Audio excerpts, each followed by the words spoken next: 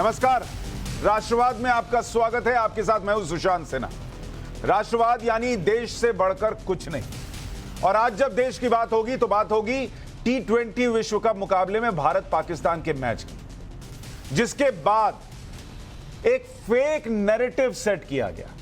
मतलब उसकी कोशिश की गई कि पूरा माहौल बना दिया जाए, और यह नैरेटिव पाकिस्तान सेट करना चाहता है, जिसमें एक टूल किट के जरिए मोहम्मद शमी पर निशाना भी पाकिस्तान से साधा गया और उसे सोशल मीडिया पर ट्रोल कराया गया। जबकि भारत में शमी को नहीं, बल्कि अपनी क्रिकेट टीम के प्लेयर्स पर लोगों का गुस्सा था। मतलब एक शमी पर गुस्सा नहीं था, कोहली पर भी गुस्सा निकल रहा था। रोहित शर्मा को भी लोग पूछ रहे थे कि कैसे 0 पर आउट हो गए। एक पत्रकार ने तो कोहली से पूछ लिया था कि भाई इनकी जगह ईशान किशन को क्यों नहीं खिलाते, और कोहली ने कहा बहुत ब्रेव सवाल पूछ रहे हैं आप, मतलब रोहित शर्मा को ड्रॉप कर देते। तो ये एक सेंटिमेंट था, लेकिन उसको बनाया क्या गया कि भाई मोहम्मद शमी के अलावा तो किसी को कुछ बोला ही नहीं जा रहा। और मोहम्मद शमी को भी इसलिए बोला जा रहा है क्योंकि उनका धर्म आड़े आ रहा है।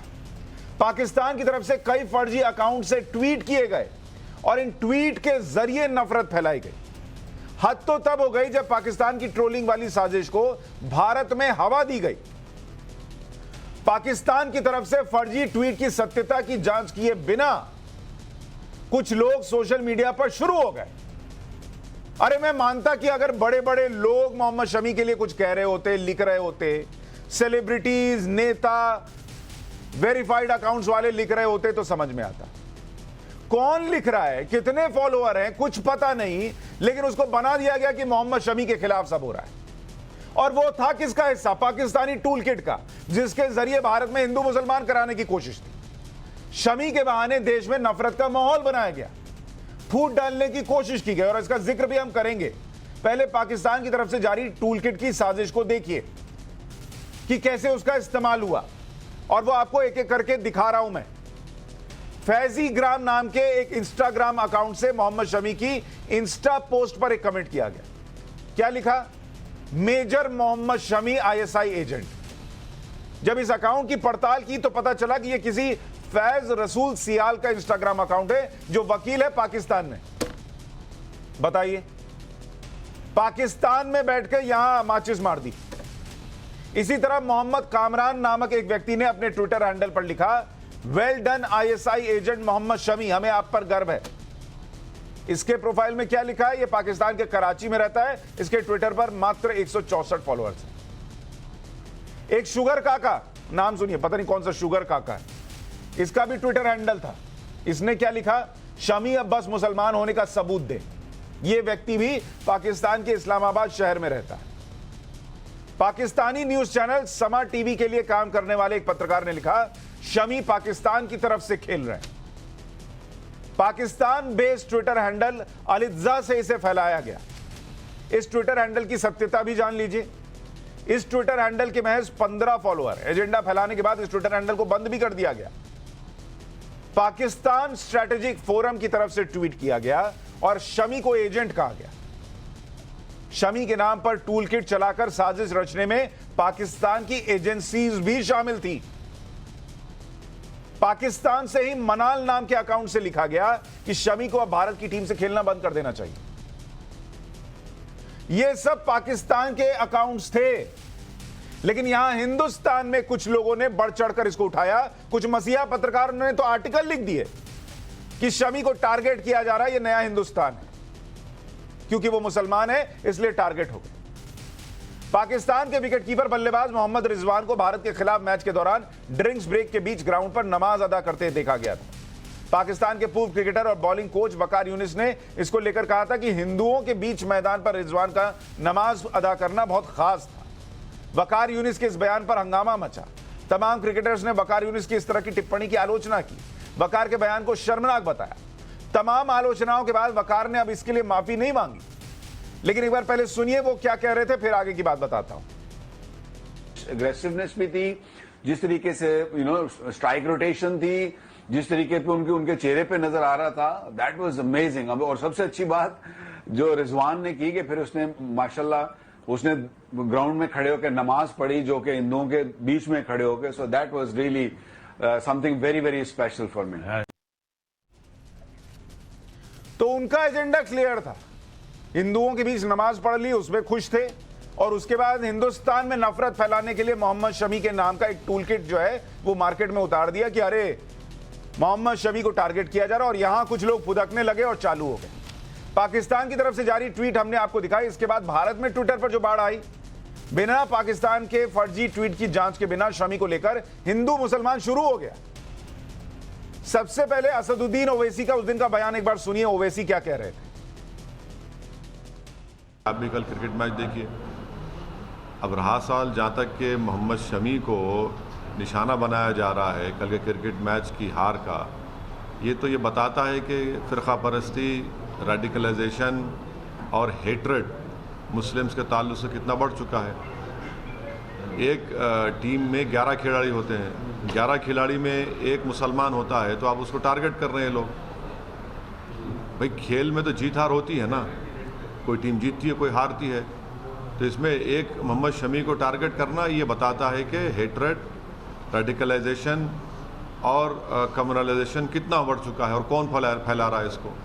ये तो जवाब देना पड़ेगा। क्या बीजेपी की सरकार कंडेम करेंगी उन लोगों को जो आज एक 11 में से एक प्लेयर को जो सोशल मीडिया पे उसको ट्रोल किया जा रहा है, उसको अनाप शनाप उसके बारे में बकवास बका जा रहा है। ये शर्म की बात है, अफसोस की बात है।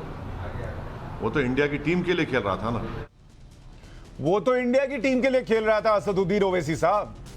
सवाल यह है कि वो जो पाकिस्तान के लोग शमी को टारगेट कर रहे थे और उसको आप हिंदुस्तान की छवि, रेडिकलाइजेशन, बीजेपी करेगी कंडेम नहीं करेगी ये बना रहे हैं, आप किसकी टीम से खेल रहे हैं? क्योंकि विराट कोहली पर भी उससे ज्यादा टिप्पणियां हुई, और पाकिस्तान से नहीं हुई, यही हिंदुस्तान से हुई, रोहित शर्मा पर हुई, सब पर हुई। और ये नेचुरल रिएक्शन है कि क्रिकेट में हार हो गई, लोग लिखते हैं, इसका मतलब थोड़ी कि विराट कोहली से प्यार करना बंद कर देंगे। इसी देश में इतने साल मोहम्मद अजहरुद्दीन कप्तान रहे भाई, क्या हिंदू मुसलमान देख कर रहे हैं? इसके बाद राहुल गांधी से लेकर उमर अब्दुल्ला तक ने ट्वीट किया। पाकिस्तान के फैलाए एजेंडे को हड़पने की कोशिश हुई। शमी के समर्थन में ट्वीट कर यह दिखाने की कोशिश की गई कि भारत में नफरत फैलाई जा रही है। राहुल गांधी, उमर अब्दुल्ला का ट्वीट आप स्क्रीन पर देखिए। कई लोगों ने तो इस ट्रोलिंग की सच्चाई को जाने बिना सोचे समझे सीधे इस ट्रोलिंग का आर्टिकल लिख दिया, भारत को नफरत फैलाने और नस्ली भेदभाव करने की बात लिख डाली। इतना ही नहीं, पाकिस्तान के एजेंडे के जाल में कई पूर्व क्रिकेटर भी फंसे, उन्होंने भी ट्वीट किया शमी का समर्थन करते हुए। देख तो लेते कि कौन विरोध कर रहा है, पहले समझ तो लेते। ऐसे में आज के सवाल, पाकिस्तानी एजेंडा के इंडियन एजेंट कौन कौन है? मोदी विरोध में पाकिस्तानी साजिश भी मंजूर है क्या आप लोगों को? शमी के नाम पर फूट डालने की साजिश क्यों? नफरत फैलाने वालों के लिए क्रिकेट भी टूल किट है क्या? आतंक फैलाने में फेल तो टूल किट से होगा खेल। आज इस पर हम चर्चा करेंगे। हमारे साथ खास मेहमानों का पैनल जुड़ रहा है। निर्मल सिंह, बीजेपी नेता, हमारे साथ थोड़ी देर में जुड़ेंगे। हमारे साथ शहजाद पूनावाला, राजनीतिक विश्लेषक, जुड़ रहे हैं। सैयद असीम वकार, प्रवक्ता हैं AIMIM के, जुड़ रहे हैं। सनम शाह, कांग्रेस के नेता, कश्मीर से हमारे साथ जुड़ रहे हैं। और वकार भाटी, कश्मीरी नेता, हमारे साथ जुड़ रहे हैं। आप सभी का बहुत स्वागत। वकार साहब, ये पूरा जो प्रोपेगेंडा था वो क्लियर है कि पाकिस्तान की तरफ से जो हैंडल्स थे वो फैला रहे थे, और ओवैसी आते हैं और उन्होंने सीधा कह दिया रेडिकलाइजेशन और हिंदुस्तान में मुसलमानों के साथ क्या हो रहा है, ये उसकी तस्वीर है। कौन से वकार से पूछ रहे हैं? असीम वकार साहब से पूछ रहा हूं।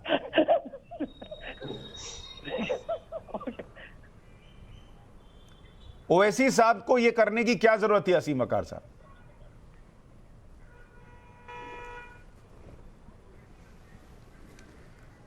नहीं देखिए, अब सबसे पहली बात तो ये कि आप इस पर डिबेट लेकर आए, अच्छी बात है।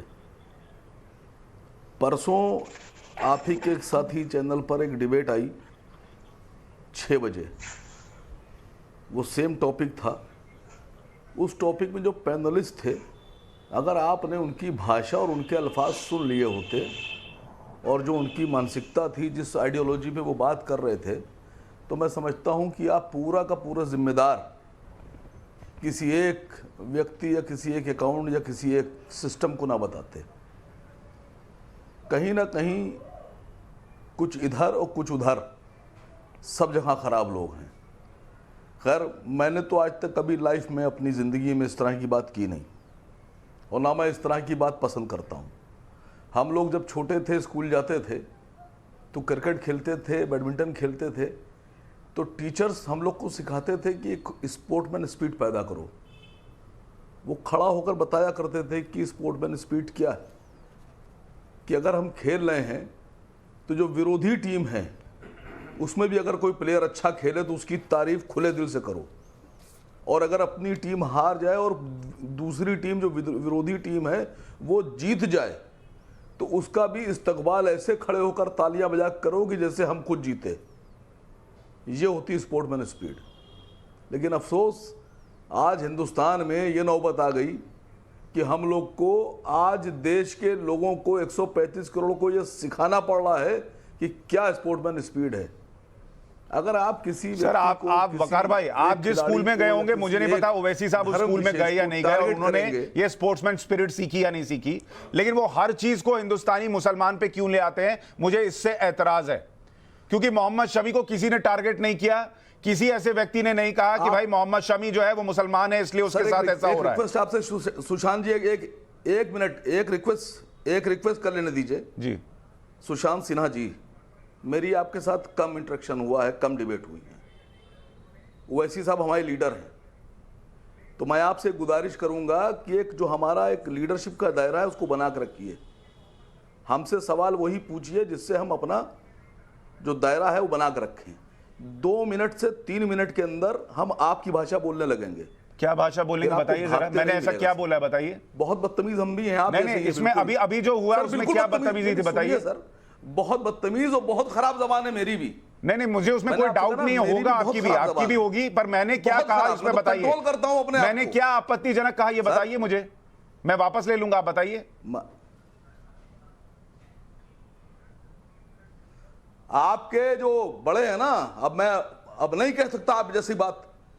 जब वो गिरिराज सिंह जो आपके रिश्तेदार हैं, जब वो कहते हैं कि मोदी मोदी कहना है तो पाकिस्तान में रहना है, मुसलमानों के 2 स्थान, पाकिस्तान या कब्रिस्तान, उस वक्त डिबेट लेके क्यों नहीं आते हैं? उस पर भी बहुत डिबेट हुई है। क्या दुखदाएं होती है? उस पर भी बहुत डिबेट हुई है वकार जी। क्या होती है? उस पर भी डिबेट हुई है। कोई डिबेट नहीं किया उस पर भी बहुत डिबेट हुई है। आपके बोलने से नहीं होगा ना कि नहीं हुई। और आज मैं शमी पर पूछ रहा हूं, मोहम्मद शमी को किसी ने टारगेट नहीं किया हिंदुस्तान के अंदर। मैं चैलेंज कर रहा हूं, मोहम्मद शमी को किसी ने टारगेट नहीं किया हिंदुस्तान के अंदर। मैं मोहम्मद शमी पर आज बात कर रहा हूं। असदुद्दीन ओवैसी ने उसको मुसलमानों से जोड़ा, इसलिए पूछ रहा हूं। सुनिए सर, मैंने भी आपसे एक बात कही है 1 दिन पहले। मुझे नहीं पता आप किस चैनल की बात कर रहे हैं सर, मैं अपने चैनल पर कह रहा हूं। मुझे बताइए, मुझे ये बताइए सर, अपने चैनल पर बैठकर मैं आपसे जिम्मेदारी से कह रहा हूं कि मैंने या हमारे चैनल ने कुछ भी नहीं चलाया ऐसा जिसमें मोहम्मद शमी के बारे में कुछ लिखा। आपके ही भाई गाली बक रहे थे। अरे भाई, मेरे कौन भाई गाली बक रहे थे? आपके ही भाई गाली बक रहे थे। कौन गाली? मैं तो असदुद्दीन ओवैसी को भाई मानता हूं। मैं तो ओवैसी साहब को भाई मानता हूं, और वो कह रहे हैं कि मुसलमानों पर को टारगेट किया जा रहा है।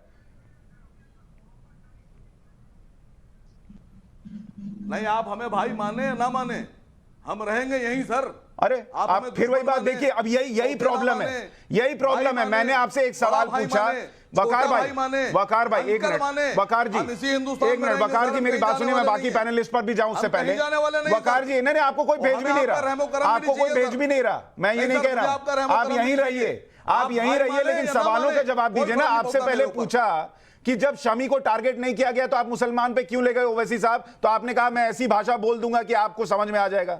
फिर आप कह रहे हैं, मैंने आपको कहा मैं ओवैसी साहब को भाई मानता हूं, तो आप कह रहे हैं आप भाई मानते हो ना मानते हो, मैं तो यहीं रहूंगा। आपको कौन, मैं पूछ रहा हूं ABCD, आप बता रहे हैं अलिफ बे थे।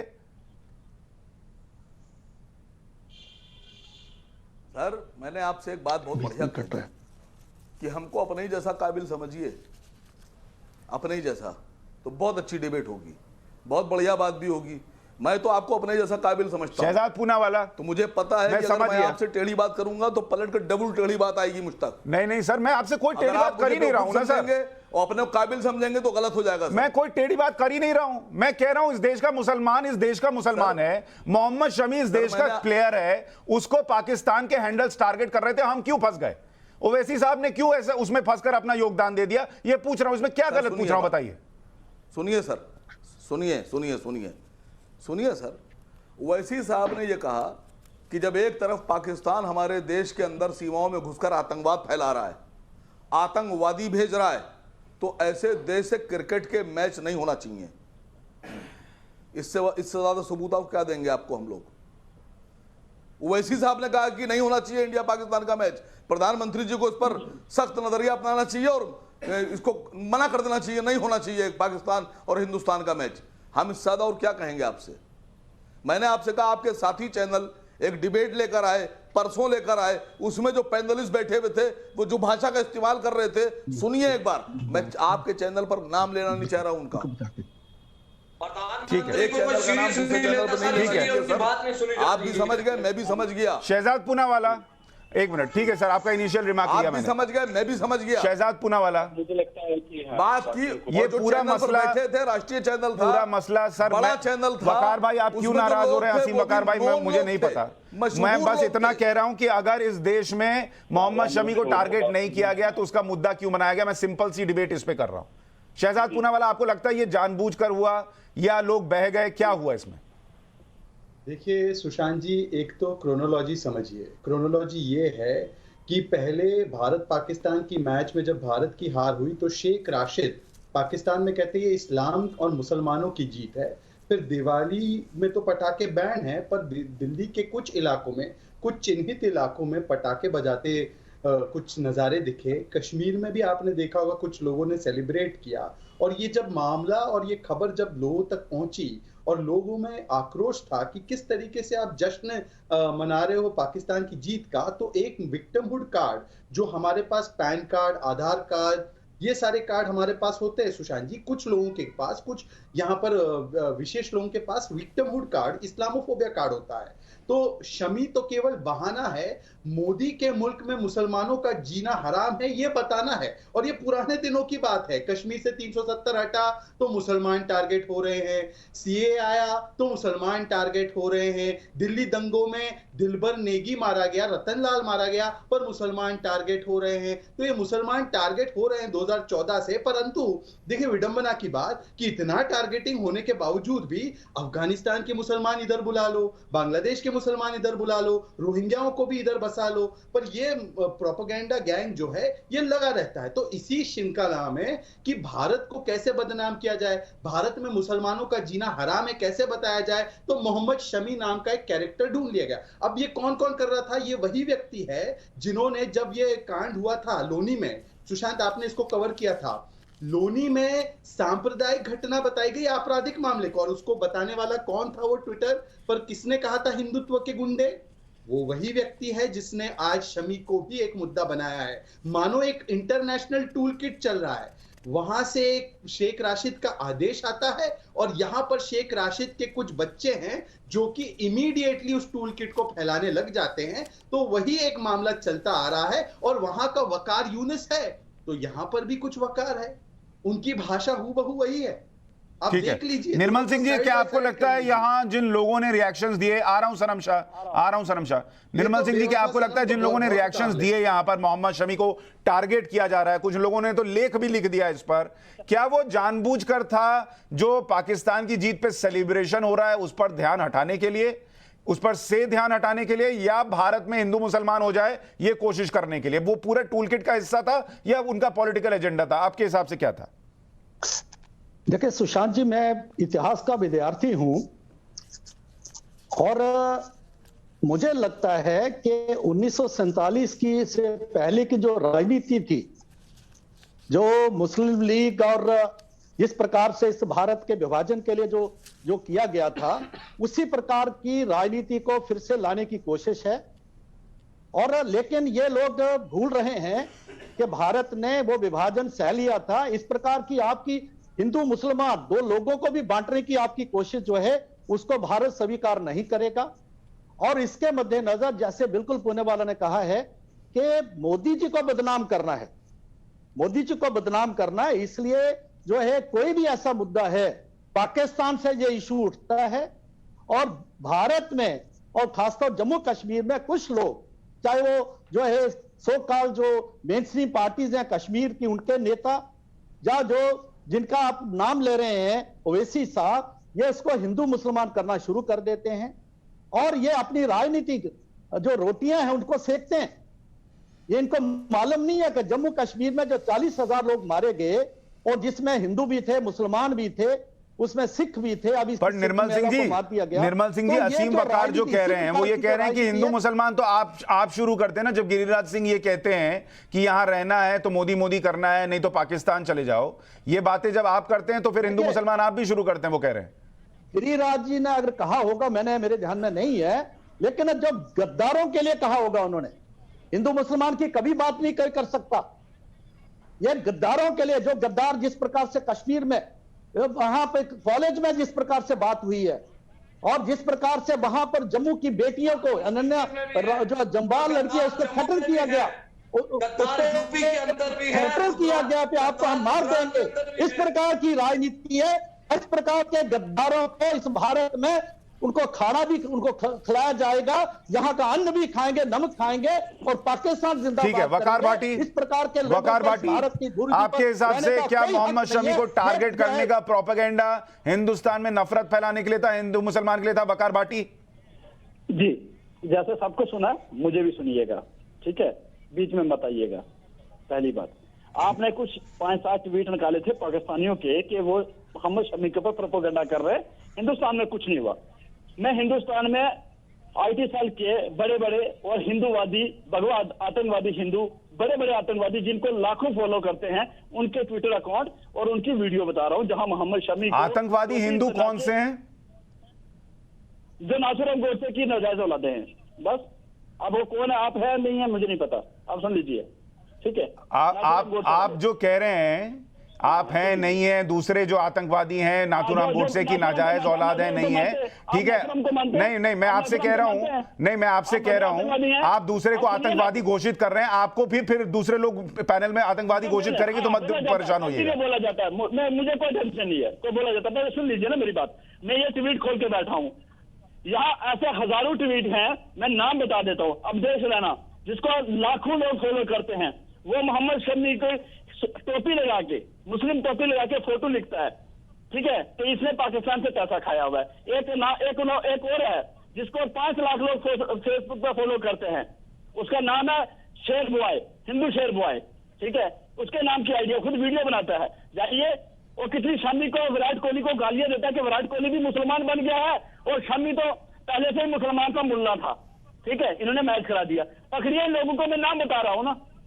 अब पाकिस्तान को छोड़िए, जो गंदगी आपके घर में भरी हुई है, जो गोबर आपके गांव दिल्ली में है, यूपी में है। नहीं, आप जब इनको हिंदू टेररिस्ट कह रहे हैं तो आपके दिमाग में भी उतना ही गोबर भरा हुआ है, ठीक है? हाँ, नहीं आप कह रहे हैं हिंदू टेररिस्ट, आप कह रहे हैं हिंदू टेररिस्ट, आप कह रहे हैं हिंदू टेररिस्ट। आपको बुरा लग गया ना? मुझे बुरा इसलिए लग रहा है क्योंकि आप उसमें हिंदू ले आए। अभी तक किसी ने मुस्लिम टेररिस्ट तो नहीं कहा, आप उसमें हिंदू क्यों जोड़ते हैं? एक ने शेयर किया हुआ है, उसमें से आपके ट्वीट वो शेयर करते हैं, इसलिए शायद आपके थोड़े नहीं मेरे ट्वीट तो दुनिया देश में लोग शेयर करते हैं, उससे कोई लेना देना नहीं। आपके नहीं करते हैं, आपकी फॉलोइंग नहीं है, मुझे कोई दिक्कत नहीं है और मुझे उससे फर्क नहीं पड़ता। लेकिन आप हिंदू टेररिस्ट कहेंगे तो दिक्कत होगी, ये आपके एजेंडे पर होगा, लोग सुनते होंगे, मैं नहीं सुनूंगा। जब मुस्लिम टेररिस्ट नहीं बोलते तो हिंदू टेररिस्ट भी नहीं बोलेंगे। मैं बताता हूँ, अभी करिए कैसे, मैं वापस लूंगा। आप एक काम करिए, एक जर्नलिस्ट है, यहाँ बैठे हैं हमारे एक्स डिप्टी सीएम प्रोफेसर साहब, ये बैठे हैं, इनके जम्मू में एक बेवकूफ 3rd% एक मीडिया पर्सन है, जेके टीवी के नाम से आशीष कोहली लिखता है, वो हर दिन लिखता है मुस्लिम टेरर, वो हर दिन लिखता है इस्लामी टेरर। अरे भाई, उसके ऊपर पीएसए लगा। आप उस आदमी को जानते हैं? देश में कितने लोग उस आदमी को जानते हैं, मुझे बताइए, देश में कितने लोग जानते हैं? वकार भाटी तो यहाँ आप तो कितनी डिबेट्स में घूमते हैं, आप बैठ के हिंदू टेरर फैला रहे हैं, हिंदू टेरर का इस्तेमाल कर रहे हैं, वो आदमी कहां लिख रहा है उसके बारे में तो किसी ने सुना भी नहीं। एक मिनट, सनम शाह, अब सनम शाह को रिस्पॉन्ड करने दीजिए। आपका सुन लिया हिंदू टेरर, सनम शाह? सुन लिया, आगे भी बोलूंगा मैं। सुने मेरी बात, पहले बार विकार भाई, जिस जर्नलिस्ट का तू नाम ले रहा है यार, तुम लोग ही हो जिनको ऐसे सर पे चढ़ाते हो यार, जिसको देखकर कोई गली का कुत्ता नहीं भौंकता, उसको तुम पत्रकार बना देते हो। ये उनका कसूर नहीं है, तुम्हारा कसूर है। आज उसको कोई नहीं जानता, तूने टाइम चुनाव पे नाम लिया, उसको दुनिया जानना शुरू हो गई। यार कई बात है, मुद्दे की बात करूंगा सर, देखें सुने मेरी बात, मैं आपको ये बात बताना चाहता हूँ, देखें सुने मेरी बात। जब हिंदुस्तान का और पाकिस्तान का मैच होता है, पर मैं जम्मू कश्मीर में हूं, मैं डिस्ट्रिक्ट राजौरी में हूं। सबसे पहले जम्मू में प्रोटेस्ट होता है कि पाकिस्तान के साथ मैच नहीं हो। हम भी अपनी अपनी साइड पे लिखते हैं पाकिस्तान के साथ मैच नहीं होना चाहिए। भाई पाकिस्तान आतंकवादी भेज रहा है। पाकिस्तान ने 9-10 हमारे सेना के बच्चों को पुंछ में मार दिया। हम ऐसे मुल्क के साथ मैच खेले, आप मैच भी करवाते हो सर। उसके बाद जो है देखे सुने मेरी बात, मैंने सबको सुना, मैंने निर्मल सिंह साहब को सुना, मैंने विकार भाई को सुना, दूसरे विकार भाई को मैंने सुना, शहजाद भाई को मैंने सुना। मैं कहता हूँ कुछ लोग कहते हैं कि हम हिंदुस्तान छोड़ते हैं, पर सनम शाह कहता है हम बूतों के डर से अपना घर नहीं छोड़ेंगे। मैं आपको बात बताना चाहता हूँ, कहाँ कुछ छोड़ने वाले हो? आपने तो कश्मीरी पंडितों को छुड़ा दिया। आप छोड़ने वाले में से तो हो नहीं। आप तो ठीक है, करने वालों में से। ठीक है। शहजाद पूनावाला, तो नहीं हो। एक मिनट वसीम वकार के पास भी आ रहा हूँ। शहजाद पूनावाला रिस्पॉन्ड करें। एक सेकंड देखिए, यहाँ पे एक दो पैनलिस्ट है जो कह रहे हैं हमने कहा मैच मत खेलो, हमने कहा मैच मत खेलो, हमने कहा मैच मत खेलो। सुशांत भाई, बहुत अच्छी बात है जब मैच खेली और मैच खेलने के बाद भारत हारी और पाकिस्तान के गुणगान कुछ लोग गा रहे हैं और उनपे यूएपीए लगाया गया है, तो ये मातम क्यों मना रहे हैं? ये तो कहते मैच मत खेलो। तो अब जो यूएपीए लगा है इसका स्वागत करना चाहिए। सनम शाह प्लीज डिस्टर्ब मत करो। सनम शाह 2 मिनट चाय कॉफी पी लो आप। सनम शाह प्लीज आप डिस्टर्ब मत करो। अभी आप कह रहे थे, अरे देखिए सुशांत जी, अच्छा नहीं लगता।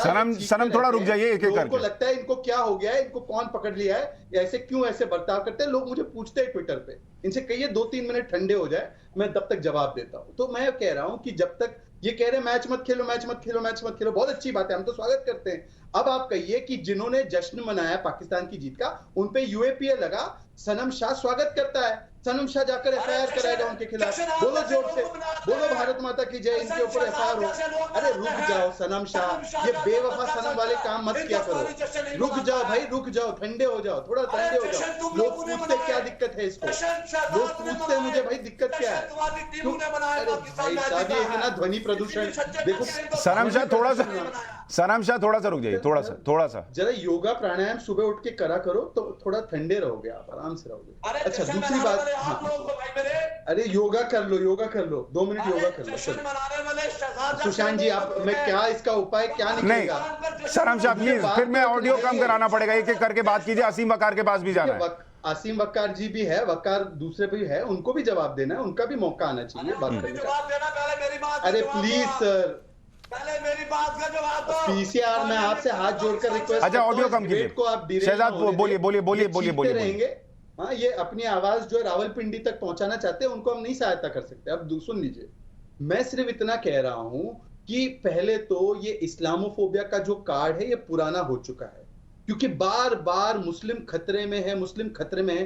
ये आसिम वकार साहब बहुत अच्छी तरीके से जानते हैं कि आज तक मुझे बताइए मुजफ्फरनगर दंगे किसके शासन में हुए, नैली दंगे किसके शासन में हुए, अहमदाबाद दंगे किसके शासन में हुए, बंबई के दंगे शिवसेना ने करवाए, उसके साथ कांग्रेस पार्टी आज उसकी गोद में बैठी है। इसके अलावा अहमदाबाद के दंगे तमाम, भागलपुर, हाशिमपुरा, मीरठ, मलियाना, तमाम बड़े दंगे किसके कार्यकाल में हुए? और आज मुझे एक स्कीम बता दीजिए जिसमें कि हिंदू मुसलमान में अंतर किया जा रहा हो। जो एक उज्ज्वला योजना है, क्या उसका सिलेंडर मोहम्मद और मोहित दोनों को नहीं मिल रहा? क्या सुल्ताना को भी और शिल्पा को भी जो शौचालय है वो नहीं मिल रहा स्वच्छ भारत में? तो जहां पर आज सबका साथ सबका विकास है, वहां पर उनको इस्लामोफोबिया दिखता है, और जहां पर हजारों लोग मारे गए, नरसंहार हुए, वहां पर इनको सेकुलरिज्म दिख रहा था। ये जो परिभाषा है ना, नहीं, अब तो हिंदू टेरर वाला वर्ड है ना, कि अब वकार भाटी बैठकर बताएंगे कौन कौन हिंदू टेररिस्ट है, उसने बम फोड़ा नहीं फोड़ा, किसी की जान ली नहीं ली, वो बताएंगे कि हिंदू टेरर वालों का अकाउंट कौन सा है। और ये वकार भाटी यही है, इनकी बिरादरी बोलती है टेरर का कोई धर्म नहीं होता। वकार भाटी की बिरादरी वैसे तो बोलती है धर्म का, आतंक का धर्म नहीं होता, परंतु हिंदू आतंक हो जाता। ठीक है, असीम वकार साहब को बोलने थे। सनम शाह रुकिए, सनम शाह थोड़ा सा रुक जाइए, असीम वकार बहुत देर से बोलना चाह रहे हैं। सनम शाह थोड़ा सा रुक जाइए, असीम वकार 1 मिनट सर, थोड़ा सा रुक जाइए। ये आलोम विलोम करने बोलिए इनको, आलोम विलोम। असीम वकार जी बोलिए। नहीं सर, देखिए मुझे तो इस बात की बहुत खुशी है कि जिस देश में ये कहकर कि हिंदू खतरे में, हिंदू मुसलमान को डिवाइड करने की बात की जाती है, उसी देश में हमारे हजारों करोड़ों ऐसे लाखों हिंदू भाई हैं जो ये कहते हैं कि नहीं, हमारा देश खतरे में है। मैं सलाम करता हूं उन सब लोगों को। हर आदमी अपनी आइडियोलॉजी के लोगों को पसंद करता है। मैं नहीं पसंद करता ऐसे लोगों को जो हिंदू मुस्लिम को, अगर हम मुसलमान हैं, हम अपनी कौम की फलाह और बहबूदी के लिए, तरक्की के लिए बात करें, लेकिन अगर हम हिंदुओं को ख़त्म करने की बात करें या हिंदुओं के लिए गलत अल्फाज इस्तेमाल करें या हिंदुओं को और वैसे तरीक़ों से इस्तेमाल करें तो ये गलत होगा। हम अपनी कौम की अगर अच्छाई की बात करते हैं, बढ़ाने की बात करते हैं, तरक्की की बात करते हैं, ये मैसेज अलग है। इसी तरह से हमारे देश में बहुत से लोग हैं, अभी आपने सुशांत भाई कहा कि जो ब्लू टिक वाले या ऑफिशियल अकाउंट थे उनसे नहीं हुआ।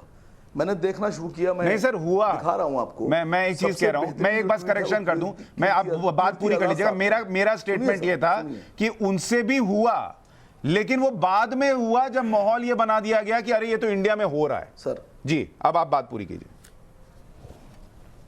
सर सुनिए, सबसे अच्छा ट्वीट मुझे लगा कीर्ति आजाद साहब का।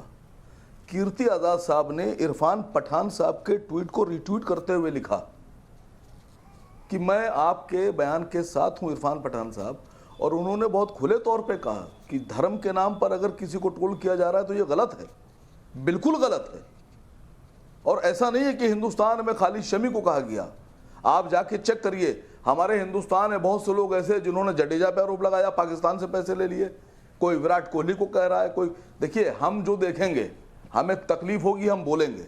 जो बात कीर्ति आजाद ने कही, जो इरफान पठान साहब ने कही, वही असद साहब ने कही कि शमी को उसके धर्म की वजह से ट्रोल किया जा रहा है।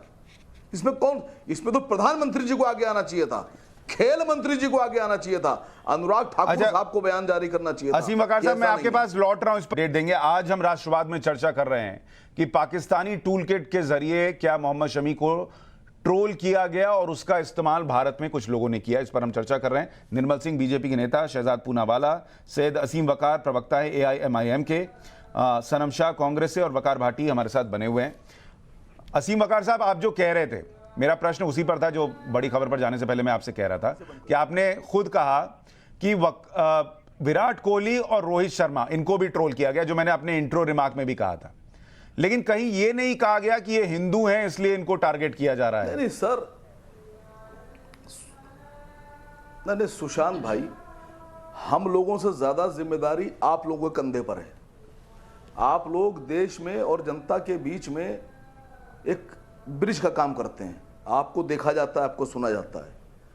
आपने जब कहा कि नहीं ऐसा नहीं हुआ, मैं इस पर बता रहा हूं, हरभजन सिंह ने अपने ट्वीट में लिखा कि आई एम शॉक्ड, और उन्होंने ये बात लिखी कि we love you Mohammed Shami. तो सर, हम आपके चैनल पर बोल रहे हैं कि Harbhajan Singh sahab, we also love you, we love you too. हम भी आपको बहुत प्यार करते हैं, और जो लोग हमसे नफरत करते हैं, हम उनसे नफरत करते हैं। सर, हम इस देश के हर उस आदमी से प्यार करते हैं जो भारत की एकता और अखंडता से प्यार करता है, और हम इस देश के हर उस आदमी से नफरत करते हैं जो इस देश की एकता और अखंडता के लिए खतरा है। सर, पर असीम वकार साहब, मैं और आप एक ही बात कह रहे हैं, मैं और आप दोनों एक ही बात कह रहे हैं। बस मेरा प्रश्न इतना है कि जो आप कह रहे हैं वही ओवैसी साहब क्यों नहीं कह रहे? वो क्यों कहते हैं कि इस देश में रेडिकलाइजेशन चल रहा है और शमी को टारगेट किया जा रहा है? इतने सारे हिंदू आपके सामने, मैं हूं, बाकी सारे लोग हैं, किसी ने शमी पर सवाल नहीं उठाए। सर, यही तो कह रहा हूं। सर नहीं सर, मैंने आपसे क्या कहा? ओवैसी साहब ने वही कहा जो इरफान पठान ने कहा, ओवैसी साहब ने वही कहा जो कीर्ति आजाद ने कहा, ओवैसी साहब ने वही कहा जो हरभजन सिंह ने कहा। हरभजन सिंह ने कहा कि आई एम शॉक्ड कि शमी को ट्रोल किया जा रहा है। तो ओवैसी साहब, सर मैं यही तो कह रहा हूं कि शमी को जो ट्रोल करने की बात थी वो पाकिस्तानी हैंडल से थी, है और उसका माहौल बन गया। यही तो हमें नहीं होने देना है, ना असीम वकार को होने देना, ना सुशांत सिन्हा को होने देना मिलकर। इसीलिए तो ये शो कर रहे हैं, लोगों को समझ में आए कि शमी के खिलाफ हिंदुस्तान नहीं है, वो पाकिस्तानी एजेंडा था। सर, एक गुजारिश कर दूं, एक गुजारिश आपसे कर दूं, एक गुजारिश कर दूं कि अगर इसको रोकना है तो आइए मिलकर रोकते हैं। लेकिन आप तो ये शमी के बहाने में आसिम वकार की, ओवैसी साहब की लिंचिंग किए ले रहे हैं। अरे आप तो शमी के बहाने आसिम वकार और ओवैसी साहब को ट्रोल किए दे रहे हैं। एक को छोड़ रहे हैं, एक को ट्रोल कर रहे हैं। ऐसा नहीं कर सकते आप। सर इस पूरे मैंने शो आपसे में कहा कि जो हिंदुस्तान की एकता अखंडता के साथ असीम भाई, हम उन्हें प्यार करते असीम भाई हैं, पूरे शो में वो हमारे आप ही दिल के बोल रहे हैं करीब और हैं। मैं आपको उसी और जो जगह पे एकता अखंडता को बस खतरा पैदा बस करते वो हैं, हम प्रश्न उनसे पूछ रहा हूँ नफरत जहां मैं करते हैं, चाहता हूँ कि सर। देश की एकता बनी रहे और आप कह रहे हैं मैं आपको ट्रोल कर रहा हूँ, लिंच कर रहा हूँ। अब भाई मैं क्या बोलूं। शहजाद पूनावाला जी आ रहा हूं निर्मल सिंह जी देखिए, आपके मुझे पास। लगता है कि आसिम वकार साहब ने आएंगे बहुत सर। खूबसूरत तो एक सेकंड 10 सेकंड दे दीजिए, उसके बाद बोल सकते हैं बाकी लोग। आसिम वकार जी ने बहुत अच्छी बात रखी है। वो आम तौर पर बहुत सुलझे हुए व्यक्ति है और उन्होंने अच्छी बात रखी है। मैं केवल उनसे दो चीज चाहता हूँ। एक तो वो बता दे कि एकता और अखंडता के खिलाफ जो भी बोलता है उसके खिलाफ आसिम वकार है। तो एक व्यक्ति है, हैदराबाद से है, जिन्होंने कहा 15 मिनट पुलिस हटा दो, हम 15 आप 100 देख लेते किसमें कितना दम है। तो ये एकता और अखंडता को कायम रखने वाला बयान था या नहीं था? और ऐसा एक बयान उनके मुंबई वाले ने भी बोला है, मुंबई से जो इनकी एक आती है पार्टी की यूनिट, वहां से भी एक ऐसे व्यक्ति ने बोला है। तो उसके बारे में, उनके बारे में क्या बोलेंगे? और दूसरी बात, देखिए पहली बार थोड़ी है कि पाकिस्तान ने टूल किट जारी किया और यहां पर लोग उछल पड़े। 370 पर आपको याद होगा पाकिस्तान ने किया इशारा, राहुल ने गाया उनका नारा। फिर उसमें आपने देखा होगा गुलाम नबी आजाद ने भी आर्मी सिविलियन को मारती है। फिर उसके बाद सर्जिकल स्ट्राइक हुआ, आर्मी ने कहा सर्जिकल स्ट्राइक किया, संजय निरुपम ने सर्जिकल स्ट्राइक, राहुल बाबा ने कहा खून की दलाली है। बालाकोट एयर स्ट्राइक किया, इमरान कह रहा था कि हाय हम डर गए, हमारे साथ क्या हो गया। पर यहां पर जो इमरान को यार मानता है, दिलदार मानता है, वो क्या बोल रहा था? चील कौवे मरे। यहां पे तो कुछ नहीं किया बालाकोट में। पुलवामा का दोष पूरी दुनिया ने पाकिस्तान पे डाला, पर यहां पर एक विशेष मंडली ने क्या कहा? पुलवामा तो भारत की सेना ने करवाया है। तो पाकिस्तान के इशारों पर यहां पर कुछ लोगों का, स्लीपर सेल्स का एक्टिवेट होना कोई नई ठीक बात है, अब नहीं असीम वकार को पर मैं रिस्पॉन्ड करने दें। वकार असीम साहब, जी, वो अखंडता वाले बयान असीम वकार जी 15 मिनट रिस्पॉन्ड करें, लेकिन छोटे में, बहुत लंबा नहीं सर, निर्मल सिंह जी के पास भी जाना है। असीम वकार। देखिए, शहजाद ने कहा कि बंबई के एक विधायक ने ये कहा। शहजाद साहब को आधे तथ्यों की जानकारी है। शहजाद साहब को मेरी तरफ से बता दीजिए कि जिन बंबई वाले विधायक जी वारिस पठान साहब की बात कर रहे हैं, उन्होंने अपने बयान पर प्रेस कॉन्फ्रेंस करके माफी मांगी। अकबरुद्दीन ओवैसी की बात कर रहा हूं, जबकि उन्होंने कहा नहीं था, फिर भी उन्होंने सफाई भी दी और माफी भी मांगी। सुशांत, मैंने हैदराबाद वाला बोला। आपने अभी हमारे वो अकबरुद्दीन ओवैसी के लिए कह रहे हैं, हैदराबाद के हमारे वो दे रहे हैं जवाब, जनाब अकबर ओवैसी साहब के बारे में कहा, अकबर ओवैसी साहब के बारे में कहा। उस पर सुन लीजिए, उस पर सुन लीजिए। अकबर साहब ने जो पूरा बयान दिया था उसमें यह कहा था कि मुसलमानों के खिलाफ जब दंगे होते हैं तो उनमें पुलिस दंगाइयों के साथ चलती है और दंगाई बेखौफ होकर पुलिस की छत्र छाया में मुसलमानों के खिलाफ पुलिस के साथ रहकर बम फेंकते हैं, गोली चलाते हैं, पत्थर फेंकते हैं। तो ये बात सच है सर। इस बात से सुशांत सिन्हा जी आप भी इनकार नहीं कर सकते। सैकड़ों नहीं, दसियों हजार ऐसे वीडियो और फोटोग्राफ हैं जिसमें दंगाई और पुलिस एक साथ चल रहे हैं। एक धर्म के खिलाफ दंगाई पुलिस का इस्तेमाल कर रहे हैं या पुलिस दंगाई का इस्तेमाल कर रही है। ये है सर, ऐसा है, नहीं, ये तो है। आप इससे इनकार नहीं कर सकते। पुलिस हटा दो, हम अगर आप ये कहते हैं कि आपके पास ऐसा कोई वीडियो नहीं है तो फिर मैं आपकी पत्रकारिता पे सवाल खड़ा करूंगा। मैं आपकी पत्रकारिता पे सवाल खड़ा करूंगा अगर आप ये कह देंगे कि ऐसा कोई वीडियो नहीं है जिसमें दंगाई और पुलिस साथ चल रहे हैं। आप सर ये हटाइए, ये पुलिस का सपोर्ट जो दंगाई लेते हैं, अगर पुलिस सच्चाई में, पुलिस ईमानदारी से अपने फर्ज का पालन करे, जिसके लिए पुलिस को तनख्वाह दी जाती है, पुलिस को शपथ दिलाई जाती है। अच्छा, आप तो कोई दंगे नहीं वकार भाई, पुलिस क्या करती है नहीं करती है इसको लेकर बहस अलग करेंगे, लेकिन अगर पुलिस ऐसा करती भी है तो क्या किसी को यह कहना चाहिए कि आप 15 मिनट पुलिस हटाइए फिर हम बता देंगे? इससे क्या प्यार बढ़ेगा दो कौमों के बीच? क्या खूबसूरती से आपने कितनी प्यार से कह दिया कि अगर करती भी है पुलिस। क्यों करती है पुलिस, मैं पूछ रहा हूं। पुलिस का क्या काम है सर? सर देखिए, मैं इसमें सर बकार भाई फिर आप नाराज हो जाएंगे। मैं इसलिए उसमें नहीं घुस रहा हूं क्योंकि एक तो मेरी डिबेट वो नहीं है और दूसरा क्या इस देश में दंगों में हिंदू नहीं मारे गए? अगर नहीं, अगर पुलिस एक धर्म के लोगों के साथ चलती है तो दंगों में हिंदू नहीं मरे क्या? करती है पुलिस? दंगों में हिंदू नहीं मरे क्या? मैं पूछ रहा हूं पुलिस क्यों करती है? नहीं, दंगों में हिंदू मरेंगे नहीं, मुझे बताइए सर। पुलिस और क्या इसका मतलब यह है कि हिंदू नेताओं को खड़े होकर कहना चाहिए कि 80 करोड़ बता देंगे, हटा लीजिए पुलिस? हमें भी तो आने दीजिए सर मैं आपसे पूछ रहा हूं, आपने बड़ी आसानी से कहा कि अगर पुलिस करती भी है, यही तो सोच बदलना है सर आप जैसे लोगों की। क्यों करती है पुलिस? नहीं, आप जिम्मेदार आदमी हैं। नहीं वकार भाई, हाँ मिलाना चाहिए। हम जिम्मेदार आदमी हैं, इसलिए हम कह रहे हैं कि कहां क्या होता है वो इंडिविजुअली हर विषय में जहां पुलिस करेगी उसको भी पूछेंगे, लेकिन हर जगह पुलिस ये करती है ये नहीं मानूंगा, ये नहीं मानूंगा। लेकिन इसका मतलब ये भी नहीं कि कोई खड़े होकर कहेगा पुलिस हटा लो, हम बता देंगे 15 करोड़ कौन और 100 करोड़ कौन, ये भी उचित नहीं है। और ये अखंडता वाला मैं बयान आपसे तो कह रहा हूं, मैं आपसे कह रहा संविधान की शपथ हूं, खाए हुए आपके दिल व्यक्ति में का कौन सी ऐसी बात थी, आपके दिल में कौन सी ऐसी बात छुपी हुई थी जो आपने कहा कि पुलिस करती है? क्यों करती है पुलिस? मैं पूछ रहा हूं। नहीं, मैं आपसे वही कह रहा हूं वकील, क्यों करती है? मैं आपसे वही कह रहा हूं असीम भाई कि पुलिस अगर करती है किसी केस में, आप हिंदुस्तान में हर जगह हो रहा है, आप हिंदुस्तान में हर जगह जनरलाइज मत कीजिए ना, ये कह रहा हूं मैं कि हर जगह जो है वो पुलिस जो है वो एक दूसरे धर्म के साथ चलती है और मुसलमानों को टारगेट करती है। सर यस सर आप जानते हैं इस बात को। नहीं अब आप गलत बात कर रहे हैं। सॉरी सर, मेरा समर्थन नहीं है। अब आप मेरे पत्रकारिता को कुछ कह दें, आप कुछ कह दें, दिल्ली दंगों में हिंदू नहीं मारे गए, दिल्ली में दंगे वो हिंदू नहीं मारे गए, नाले में से किसकी लाश मिली थी सर बताइएगा जरा। पूछ रहा हूं पुलिस क्यों करती है? नहीं असीम वकार साहब, अगर पुलिस करती है तो नाले में से किसकी लाश मिली थी दिल्ली में बताइए जरा। हिंदू नहीं मरता है क्या दंगों में? आप फिर उसमें करने लगे कि एक ही धर्म पर होता है। सर सदा दीजिए। यही तो मैं भी कह रहा हूं सर, सदा यही तो मैं कह रहा हूं। मैं ये तो नहीं कह रहा कि 80 करोड़ हिंदू जो है वो खड़े हो जाए और बताएं पुलिस को छोड़ डाला गया। सर अगर 1-to-1 इंटरव्यू करना था तो हमें किसी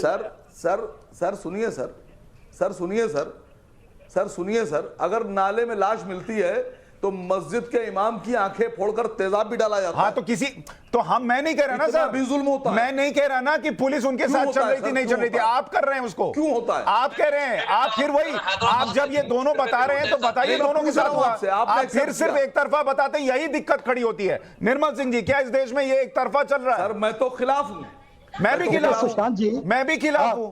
विकास साहब मुझे बोलने दीजिए अभी। निर्मल सिंह प्लीज मुझे बोलने दीजिए। आपको हमारे साथ बनना पड़ेगा सर, ईमानदार बनना पड़ेगा। सुशांत जी आपको ईमानदार बनना पड़ेगा। और मुझे लगता है असीम वकार साहब, आपको निष्पक्ष बनना पड़ेगा। ईमानदार आप हैं या नहीं है मुझे नहीं पता, लेकिन आपको निष्पक्ष बनना पड़ेगा। बोलिए निर्मल सिंह जी। सुशांत जी, जिस चालाकी से वकार साहब ने अकबरुद्दीन ओवैसी को बचाया, जिस जो है चालाकी से ये ओवैसी साहब, बड़े ओवैसी साहब को बचा रहे हैं, यह भी एक टूल किट का एक हिस्सा है। पाकिस्तान ऐसे ही लोगों की सोच को एक्सप्लॉइट करता है। हम जम्मू कश्मीर में इसके शिकार हैं। अरे भाई, डिबेट तो हो रही है कि पाकिस्तान के टूल किट के कारण जो मैच हुआ है, उसके कारण जो कश्मीर में हुआ, जो एंटी नेशनल स्लोगन्स हुए, बाकी जगह हुए, उसके ऊपर चर्चा हो रही है। और ये हिंदू मुस्लिम पर ले आए, ये यहां पर मुसलमानों के ऊपर अत्याचार है उस पर ले आए। उसके मद्देनजर ये जो है मोदी सरकार को बदनाम करने की कोशिश हो रही है, इस प्रकार के जो है उस पर ले आए। तो ये भी एक सोची समझी चाल है। तीनों साथी हमारे जो बैठे थे, उनका यही तरीकाकार है कि जो रियल मुद्दा है, ये मुद्दा है कोई कौन नेशनल और एंटी नेशनल के बीच में, हिंदू मुसलमान का मुद्दा नहीं है ये। अगर कश्मीर में जो है वहां दीपक चंद मारा जाता है, एक बहन मारी जाती है सिख, तो वहां जावेद दार भी मारा जाता है। वो मारने वाला पाकिस्तानी गोली है, वो पाकिस्तानी है, पाकिस्तानी टेररिस्ट है। चर्चा इस पर होनी चाहिए, लेकिन ये चर्चा हिंदू मुसलमान पर ले आते हैं और राजनीति की दो रोटियां सेकते हैं, जो अभी आज यहां पर नहीं चलेगा। जिस तरीके से कश्मीर, देखिए सर, ये तो धीरे धीरे लोगों को समझना चाहिए। टूल किट में नेता अपना फायदा देख रहे हैं नहीं देख रहे हैं वो नेता समझें, लेकिन पब्लिक को ये समझना पड़ेगा कि टूल किट से कैसे चीजें जो हैं वो फैलती हैं और फिर वो देश के खिलाफ जाती हैं। वो हिंदू मुसलमान की एक जमीन तैयार करने की कोशिश की जाती है। नेताओं का अपना फायदा हर जगह दिखता है, उनको क्या करना है वो छोड़ दीजिए, लेकिन बतौर नागरिक आप तो कम से कम समझिए कि क्या हो रहा है, और अगर पाकिस्तान ये करता है तो उस टूल किट का हिस्सा मत बनिए। आप सभी का बहुत शुक्रिया इस चर्चा में जुड़ने